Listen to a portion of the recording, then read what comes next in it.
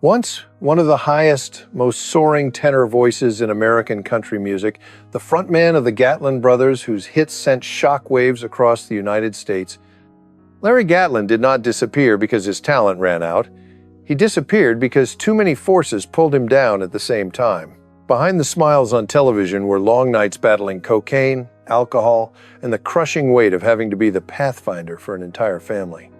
Behind the applause was a man who fell into depression after nearly losing his voice at the very height of his career, and a sudden decision to step away that left the public deeply stunned. Larry Gatlin's life does not tell only a story of fame, illness, and pressure. It also tells the journey of a man who once fell into the abyss, and in the end still emerged illuminated by gratitude and resilience. Larry Gatlin was born on the 2nd of May, 1948, in Seminole, Texas, into a family with nothing particularly remarkable except faith and music. His parents were not wealthy, nor did they have any connections in the entertainment world. The only thing they passed on to their 3 sons were simple, sincere gospel hymns, sung not for fame, but to express gratitude to God. For Larry, Steve, and Rudy Gatlin, gospel was not just music. It was the first language they learned to express emotion, even before they fully understood who they were. The 3 Gatlin brothers began performing publicly together at a very young age, first on the worn wooden pulpit of their church, then gradually appearing on local radio and television programs. They even recorded an early gospel album for the Sword and Shield label. To them, this was not a career, but simply something the family did together, like a sacred habit. Larry's tenor voice stood out very early, high, bright, and carrying something that made listeners pause. Even while still unpolished, it held an emotional weight far beyond his years. But Larry was not only a singer. At Odessa High School, he was also a genuine sports star. Larry was the leader of the football team, playing quarterback, a role demanding nerve, decisiveness, and leadership. In the eyes of his peers, Larry was the image of the ideal Texas young man. Tall, confident, able to sing beautifully and excel on the field. That talent earned him a scholarship to the University of Houston, where he was taught not only football, but also discovered a love for the English language, something that later helped him write deeply emotional, thoughtful lyrics. In 1968, during an important game, Larry scored an impressive touchdown, a moment that for many would have been the athletic peak of a lifetime. For Larry, it also opened the door to another path, avoiding being drafted into the Vietnam War, a quiet but decisive turning point that allowed him to continue living, studying, and pursuing music. Looking back on that period, Larry Gatlin's life seems like a series of perfectly timed choices. Everything appeared to be lining up neatly, guiding him toward a brilliant future. Then came the journey to conquer Nashville, bringing dazzling fame intertwined with a tragedy of pressure and leadership. After graduating from the University of Houston, Larry Gatlin did not return to Texas, but chose a completely different path, pursuing gospel music professionally. In 1971, Larry Gatlin auditioned for the legendary Imperials, the backing vocal group for Elvis Presley. Although he was not accepted as an official member, he still traveled with them on long tours, performing in venues where audiences listened while chatting, drinking, and rarely gave their full attention to the stage. During a show in Las Vegas, a woman seated in the audience noticed the young singer with a gaze both curious and assured. It was Dottie West, a country star firmly established in Nashville. She did more than listen to Larry sing. She saw in him something rare, a voice carrying a gospel soul with enough depth to tell the everyday stories of country life. After the show, Dottie West did not speak in flowery words. She simply asked Larry, "Have you ever thought about Nashville?" Not long after, she bought him a plane ticket, helped prepare demo tapes, and even introduced Larry to Chris Christopherson, who helped him sign a solo contract with Monument Records in 1973. And so, the first door for Larry Gatlin to step into the most unforgiving music city in America opened. In 1974, The Pilgrim was released as a cautious greeting, followed by Rain Rainbow. These albums were not blockbusters, but they marked a turning point. Larry began to be recognized as a talented songwriter. Then came his first hit, Sweet Becky Walker, which entered the charts. It was not an immediate explosion, but a song that lingered in listeners' minds thanks to Larry's slow, honest storytelling, carrying the breath of rural Texas. 3 years later, everything changed rapidly. The song Broken Lady broke through, climbing to No. 5 on the Billboard Hot Country Songs chart, and earning Larry Gatlin his first Grammy, a milestone many artists dream of their entire lives without reaching. Suddenly, the boy who once sang gospel in a small Texas church became an artist recognized by the entire industry. Larry Gatlin. Here's mine. But he did not want to walk alone. From the beginning, Larry invited Steve and Rudy to Nashville to sing backing vocals on his first 2 albums. In 1976, the three united to form the Gatlin Brothers. The group's first album, Larry Gatlin with Family and Friends, was released. Just 3 years later, they signed a group contract with Columbia Records. The hit All the Gold in California soared straight to No. 1, turning the Gatlin Brothers into a familiar name on every country radio station and one of the leading harmony groups in country music in the late 1970s and early 1980s. They performed everywhere, from the Grand Ole Opry stage to major television shows. Nashville no longer tested them. The city had placed a crown upon their heads. Fame arrived quickly, and with it came crushing pressure, especially for Larry.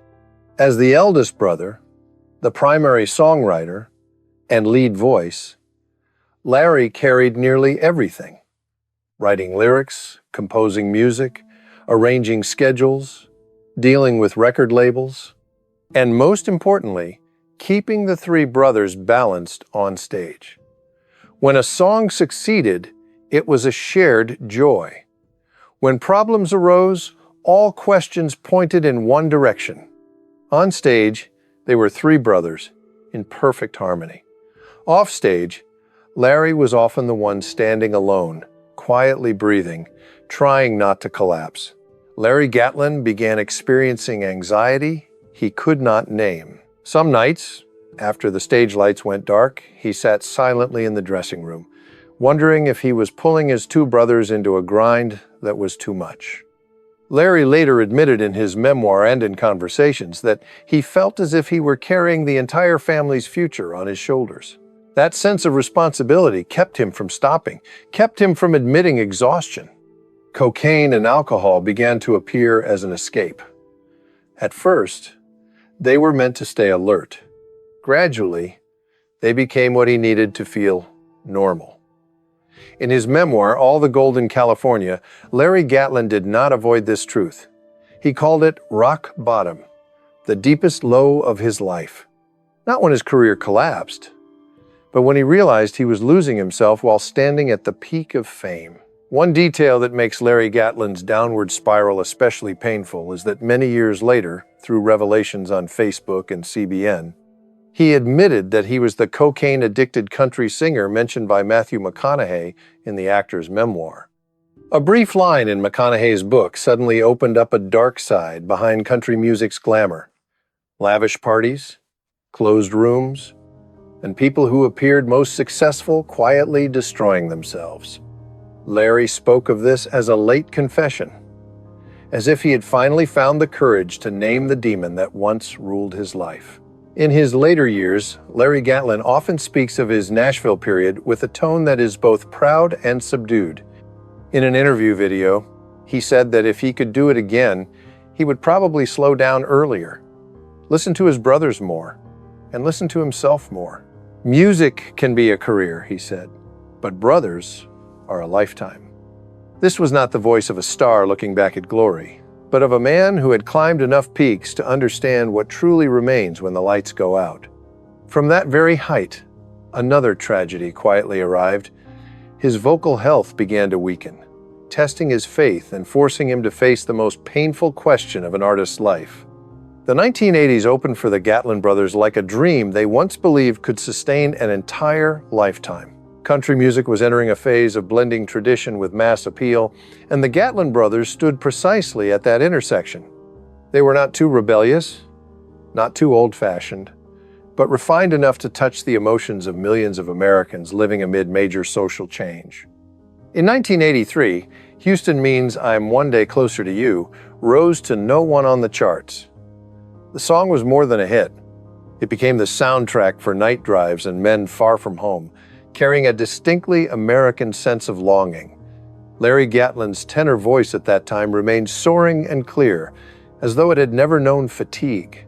Fame came in waves, extending far beyond the recording studio. The Gatlin brothers became familiar faces on major stages everywhere. In 1985, they were invited to perform at President Ronald Reagan's inauguration gala, a moment marking country music's step from rural roots into the center of American political and cultural life. In the same decade, they sang the national anthem at the 1,985 and 1,989 World Series, packed stadiums where every note carried national pride. In a world exploding with MTV and visuals, the Gatlin brothers adapted quickly. They became the first country group to produce music videos, a bold move for artists rooted in gospel and live performance traditions. It showed a new, modern mindset and musical evolution. The glory of this period burned so brightly that it seemed unshakable. While audiences continued to see a confident, steady Larry Gatlin, his body began sending warning signals. The high falsetto notes that defined his signature no longer responded as before. At first, he thought it was temporary fatigue. Deep down, a vague fear began to form. For a singer, the body is not just a tool. It is the home of identity. When that home starts to crack, calm becomes impossible. In 1991, what Larry Gatlin had long sensed finally happened. Doctors diagnosed him with a cyst on his vocal cords, a direct result of vocal overuse across hundreds of performances, combined with years of cocaine damaging the throat lining. Surgery became almost unavoidable, even with significant risk. Larry lay on the operating table, and when he woke, his greatest fear was clear. Would that voice return? He later shared that the days after surgery were the darkest period of his life. He had to remain completely silent for months, unable to make any sound, communicating with his wife, children, and brothers only through written notes. Each time he looked in the mirror, he no longer saw a country star, but a singer losing the most precious thing he had.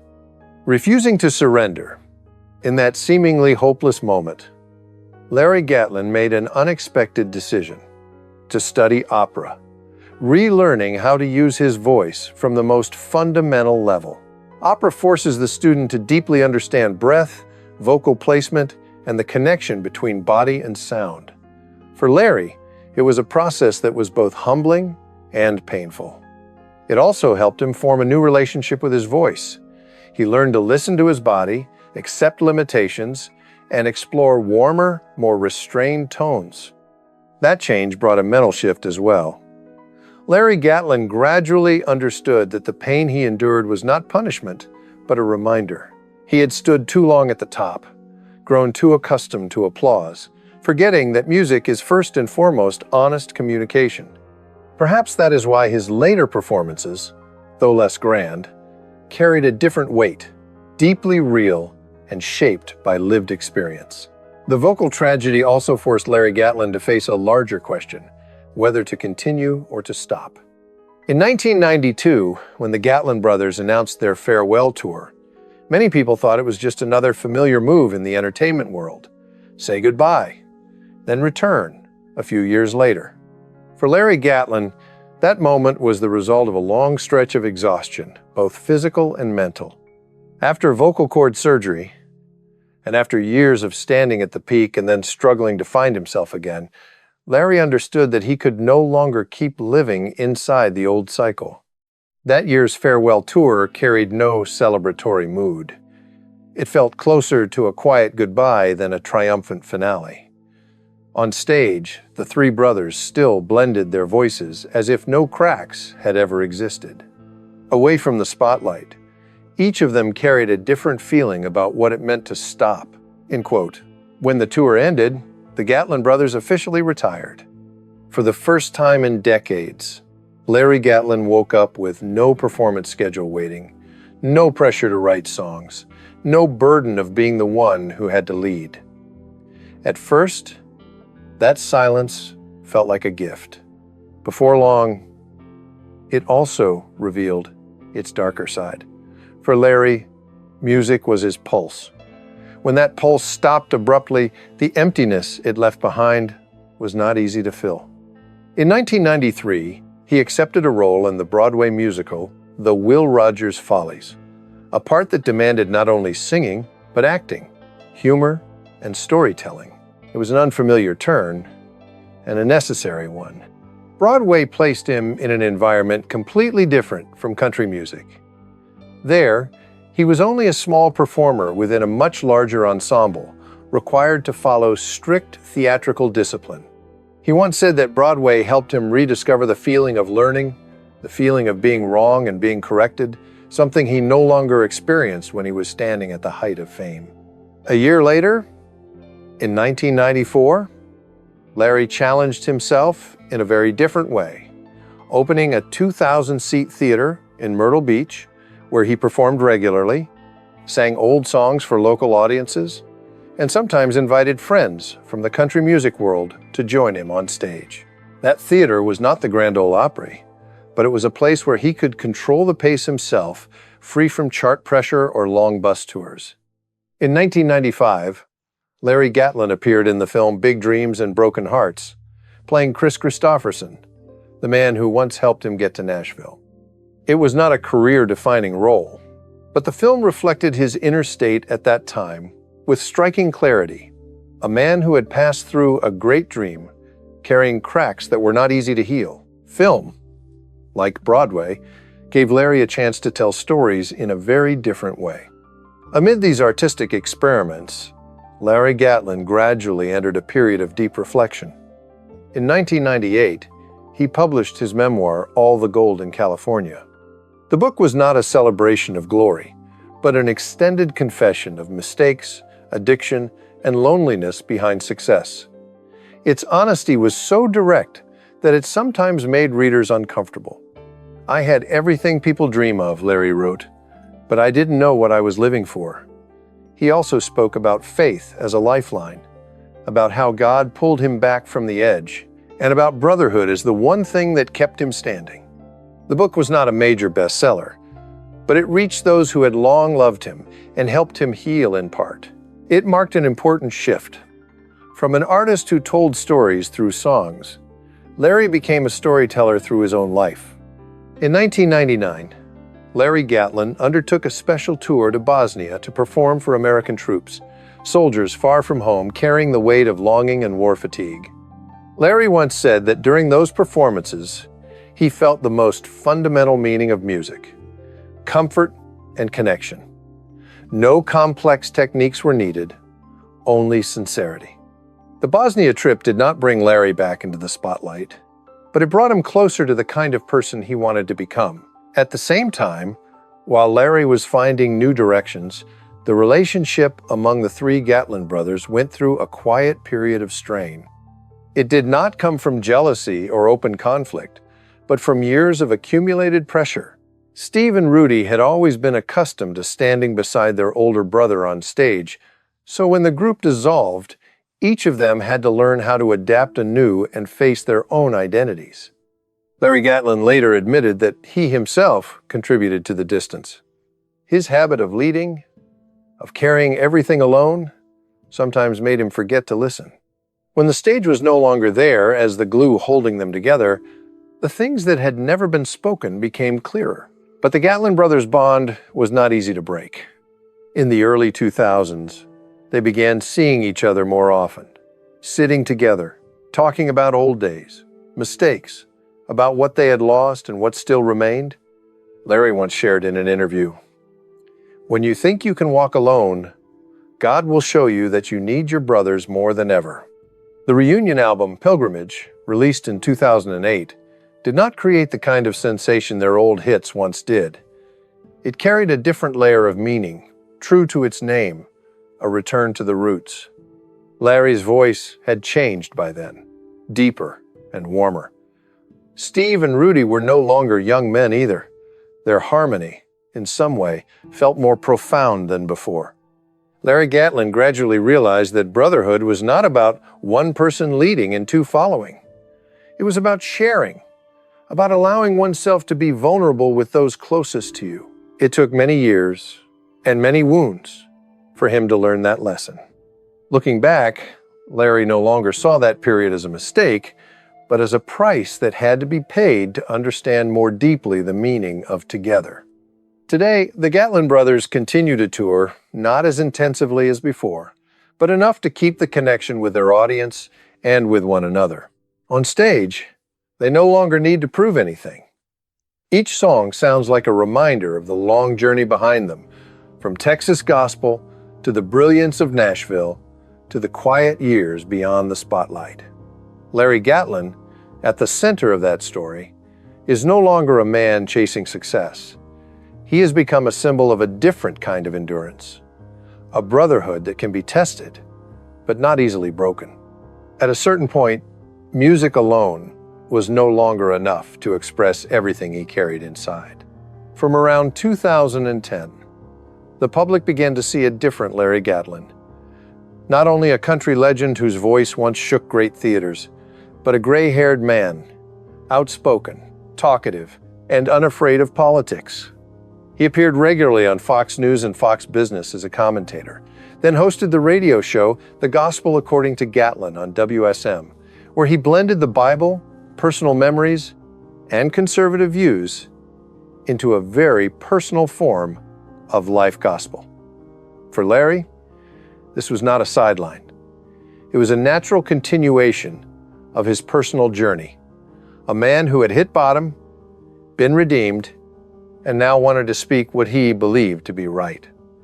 It was also here that new tragedies began to take shape, born from words and judgment.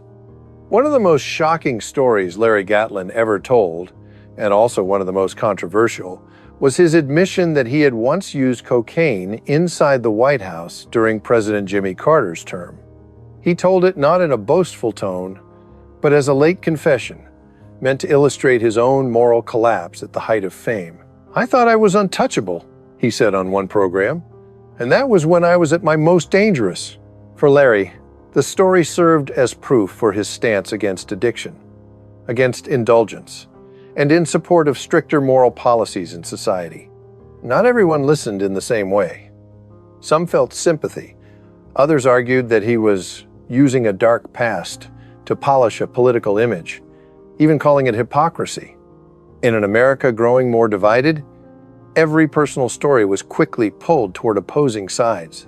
Larry Gatlin, once accustomed to unified applause in packed theaters, now faced uncompromising reactions from both directions. The tragedy here did not lie in the cocaine story itself, but in the fact that the past, something he believed had already been forgiven, became a weapon for judging the present. The largest controversy, and the one that most firmly boxed in Larry Gatlin's image, was his article about cancel culture, published on Fox News in 2021. In it, Larry recalled a memory from 1993 when he was part of the Broadway production The Will Rogers Follies. According to him, merely expressing support for Rush Limbaugh, a controversial figure in conservative media, nearly got him removed from the show. Larry described that feeling as a slap to his artistic faith, that the stage was meant to rise above politics. The article spread quickly and was embraced by conservative audiences as a sympathetic story of an artist being punished for personal views. On the other side, many people pushed back strongly. They argued that Larry was placing himself in a victim role, that a famous artist with a large platform on Fox News could not be compared to those who were truly pushed out of industries due to vulnerability. The debate had no clear end. And Larry Gatlin, even after enduring many storms in his life, could not avoid a sense of fatigue. The repeated controversies made him more cautious in his speech, But they did not silence him. Instead, he chose to speak more slowly, placing greater emphasis on the idea of social forgiveness in his gospel programs on WSM. He often told his own life story as an example. If someone who had struggled with addiction and lost his way could still be forgiven and start again, then society should offer one another the same chance. "If God didn't cancel me," Larry said during one broadcast, "who gives us the right to cancel each other?" For him, politics was not only about supporting one side or opposing another, but about how people treat one another after mistakes. Alongside his role as a commentator, Larry Gatlin became increasingly connected to conservative politics. He openly supported figures such as Ted Cruz and Rick Perry, and did not hide his personal relationship with Donald Trump. In a 2016 Fox News interview, Larry referred to Trump as an old friend, a phrase that sounded both intimate and attention-grabbing. To supporters, it showed influence. To critics, it signaled an artist who had chosen a side. That tension became even clearer when Larry Gatlin criticized celebrities doing politics in 2017. He argued that artists should focus on art instead of deeply intervening in social issues, a stance that immediately drew strong reactions from progressive fans. Many pointed out the contradiction. He himself was involved in politics. For Larry, the difference lay in motivation. He believed he was speaking from lived experience, not from movements or crowd pressure. Even so, the result was that Larry Gatlin increasingly appeared like a lonely conservative within Hollywood and an entertainment world that leaned liberal, highlighting a sense of isolation he rarely acknowledged publicly. The irony was that, while being seen as rigid in his views, Larry Gatlin devoted significant time to humanitarian work. He supported the Tragedy Assistance Program for survivors, helping families of fallen service members, and in 2019 he even joined a sneaker fundraising campaign for grief counseling programs. This side was rarely mentioned amid the controversies. The most complex chapter came in 2022, after the mass shooting in Uvalde, Texas. Larry Gatlin decided to cancel his performance at the NRA convention in Houston, even though he supported the Second Amendment. In a brief statement, he said, "I cannot perform with a clear conscience when children have just died." He continued to affirm gun ownership rights while supporting stricter background checks. The decision sent shockwaves not only through the public, but especially within conservative circles. Many expressed disappointment. Some even accused him of betrayal. For Larry, it was a rare moment of deep pain, the first time he felt isolated within the very political family he had once trusted. From that point on, with the spotlight faded, controversies unresolved, and isolation clearer than ever, Larry Gatlin began to turn his gaze toward what remained after everything else: health and legacy. Time moves without mercy, and Larry Gatlin has now entered his later years, where the stage lights no longer blaze as they once did, replaced by a gentler glow of inner peace. At the age of 77, he still lives in Nashville, in the familiar home beside his wife Janice, the woman who has walked with him for more than 56 years, from the struggling early days in Texas to the long nights behind glamorous backstage curtains. Their two children, Joshua and Kristen, are now grown, carrying memories of their father not as a star, but as a man who sang old gospel songs to lull them to sleep, teaching them that faith is something that never disappears, no matter where life may push you. But old age shows no mercy. Larry's health began to decline, and it even became part of the public narrative, though he never chose to turn it into a tragedy. In 2021, after being fully vaccinated with Moderna, he still contracted COVID-19. On Fox News, Larry posted a short but striking line. "What are the odds?" A question and a sigh at the same time, from someone who trusted science while still feeling astonished by the fragility of life.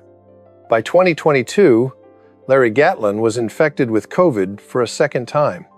This time, his tone was no longer gentle. He expressed anger toward the federal government, criticized prolonged lockdown policies, and questioned individual freedom.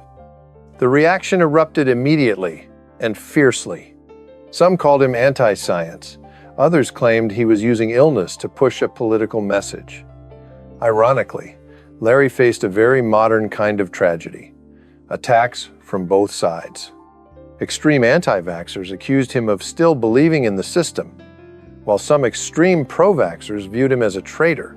In his 70s, receiving threats and attacks like that was no longer a test of reputation, but a test of spirit.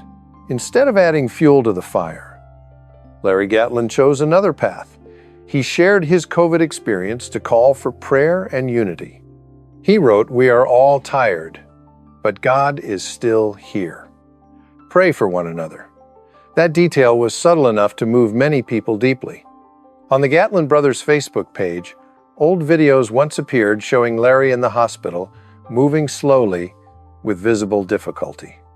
No one knew exactly whether it was the result of age, past surgeries, or simply a normal period of recovery. Larry did not explain. He only smiled. He once said a line fans often repeat: "God gave me a voice, but life taught me how to use it." It was precisely the limits of old age that unintentionally clarified the legacy Larry Gatlin leaves behind. Not only 33 top 40 hits, Grammy recognition, or the ACM Cliffy Stone Pioneer Award. His legacy lies in the fact that a country artist could survive across many eras without losing his core. And through all those upheavals, brotherhood remained the most enduring thread. In 2025, the tribute concert marking 70 years of the Gatlin Brothers' career at the Ryman Auditorium was not only a musical event, but a declaration that brotherhood still stood firm, despite distances, misunderstandings, and silences that once existed. As Larry stood between Steve and Rudy, his voice might no longer have been perfect, but his eyes were more peaceful than ever. Today, Larry still writes books, still speaks about faith at churches and events, still hosts a gospel radio program on WSM. Though advanced in age and no longer in the health he once had, he remains resilient, not to prove anything, but because he believes that music and faith are things that never end. He often tells younger audiences, "Don't wait for perfection to sing. Sing from the heart, and God will take care of the rest." Looking back on the entire journey, it becomes clear that Larry Gatlin is not a symbol of perfection, but a symbol of survival. A man who destroyed himself many times, then stood back up again many times, not to become greater, but to become more real. And at 77, as applause grows thinner, as his voice carries the scratches of time, Larry Gatlin seems to have found what he searched for all his life: peace. Not peace because the storms are gone, but peace because he has learned how to live with them. In faith, in brotherhood, and in accepting himself, Larry Gatlin turned every tragedy into a lesson, and from those lessons, left behind a legacy that is not loud, but enduring. And as the stage slowly fades to darkness, the old silver microphone still stands in silence as a witness to thousands of nights of performance. Larry Gatlin's story does not end here. It simply moves into the hearts of those who continue to listen, continue to sing, and continue to believe. If this story brings back memories of a beautiful musical era, of sincere voices that once held your heart, leave a like, a comment to share your feelings, and subscribe to the channel so we can keep walking together through the journeys of music and life ahead. Thank you for staying until the very end of the story. See you in the next videos. God bless.